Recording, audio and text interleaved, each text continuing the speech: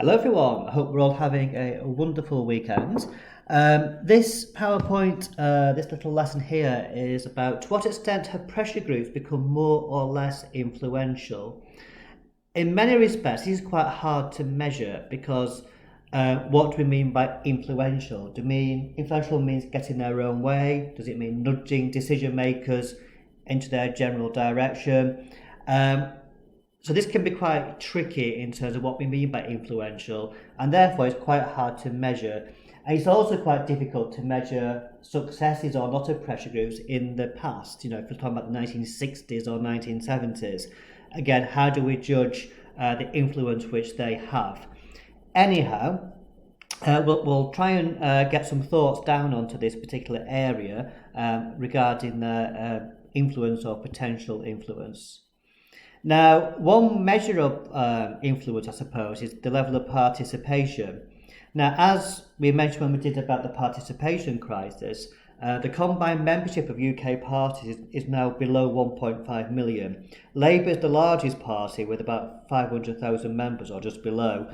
But that dwarfs in significance compared to many pressure groups. I mean, for example, the RSPB alone has got 1.2 million members. So, if you add up all the different pressure groups people might be involved in, it's going to be well above 1.5 million.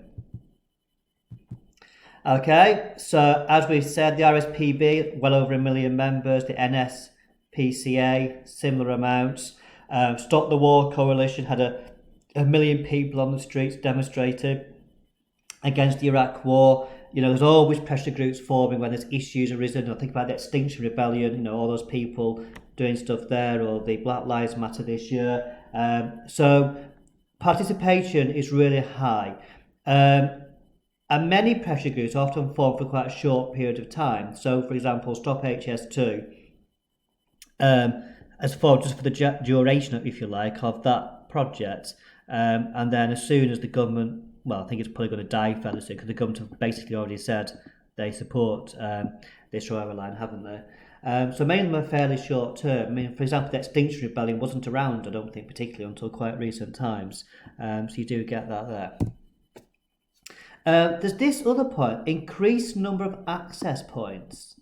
Now, what that means is access points are different access pressure groups have towards decision makers.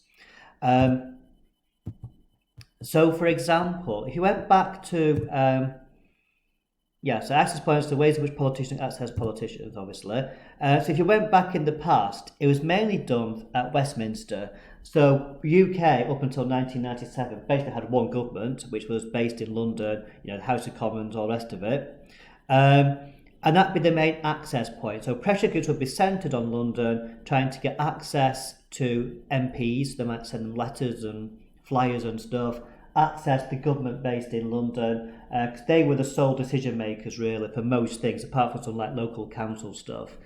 But these days, of course, there's more access points in the UK because obviously Scotland's now got its own parliament, Wales has now got its own assembly, which will soon be a parliament.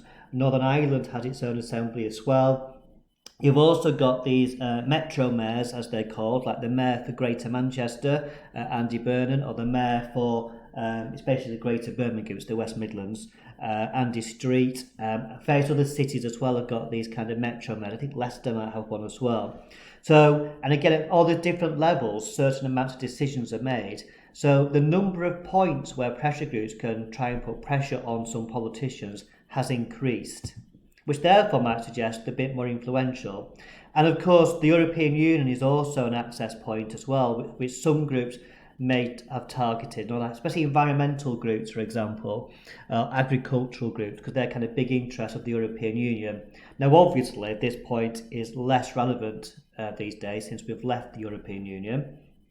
Although, even when Britain leaves, the EU still have a big impact on trade with Britain and on things like environmental issues.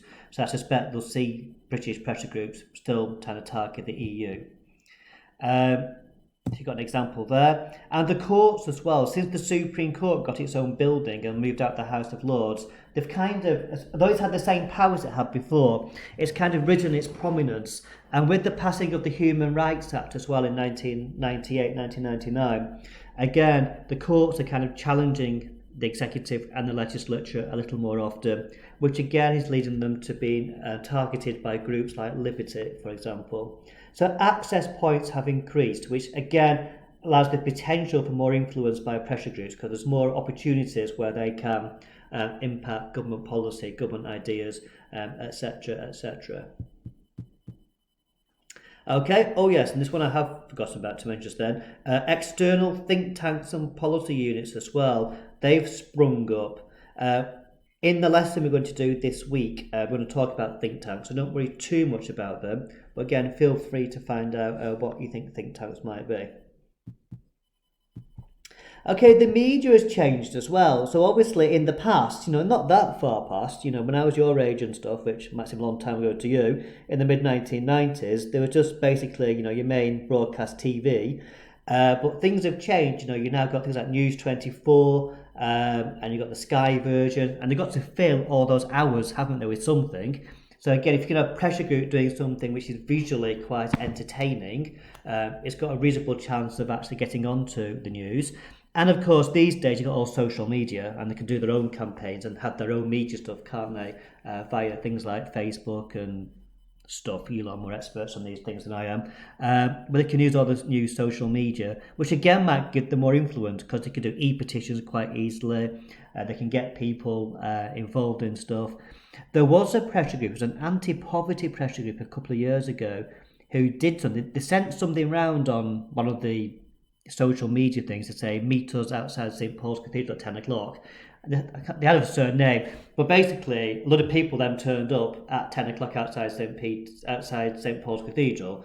So they can do those sorts of stunts using social media. Arguably, people today are better educated than they were in the past, and therefore they are better informed, and therefore might feel more able to form pressure groups. And again, I suppose with things like social media, people are more aware of groups. Like in the past, if you set up a pressure group, how would other people know about it? Whereas it's quite easy by social media. But arguably people are better educated and more informed and can find out information as well much more easily, which again they can use to help their pressure group. So, for example, the Blair government passed something called the Freedom of Information Act, which made it easier for people and groups to have access to information which government have about various interests.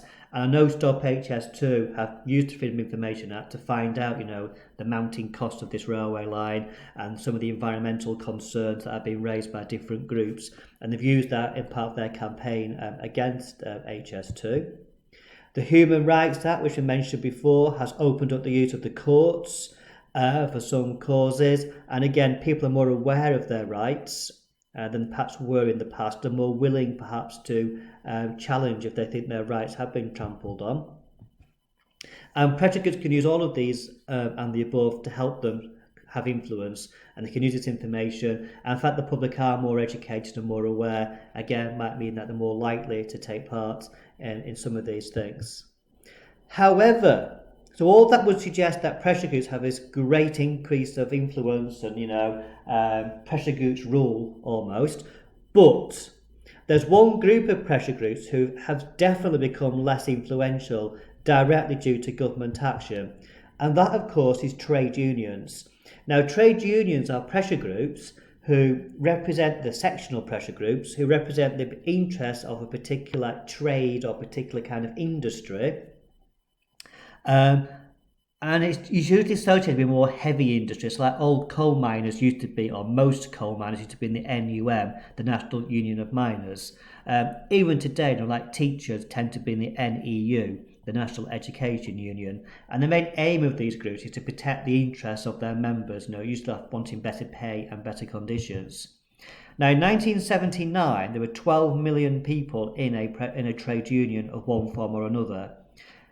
One of their main forms of influence is trying to have strikes. In 1979, there were 1,500 strikes in the UK. This is what's been known as the Winter of Discontent. Trade union leaders were household names. They were often on the telly, on the news and stuff, about their latest strike and latest cause, etc., etc. And there's a picture there of the NUT on some kind of demonstration in the 1970s. That is how they're all men, by the way. Anyhow, Today, trade unions have about 5 to 6 million members, so they've halved basically in terms of size. The biggest union today is Unison, but Unite is also quite a large one as well. And the government passed lots of laws in the 1980s to limit trade unions, to make it more difficult for them to have strikes, etc., etc. And also fewer people are in them these days because industries have changed. People now tend to work in finance or small businesses or work at home. And therefore those old traditional kind of big trade unions are kind of no longer as relevant. However, one union that it says on this slide is Unite, and they have a lot of influence, especially when Corbyn led the Labour Party. Because one thing which trade unions do is that many of them donate to the Labour Party. The Labour Party was formed from the trade union movement, basically. So many of them donate to Labour. Now, a lot of them fell out into the Blair years, but the trade union called Unite, which is a really big union, had a lot of influence in Jeremy Corbyn's Labour Party. They were by far the biggest donors to Labour under Jeremy Corbyn, and seem to have quite a lot of influence. And there on the right, there on the left is Jeremy Corbyn, and on the right is the Unite leader, Len McCluskey. Okay, and he was seen to have quite a lot of influence.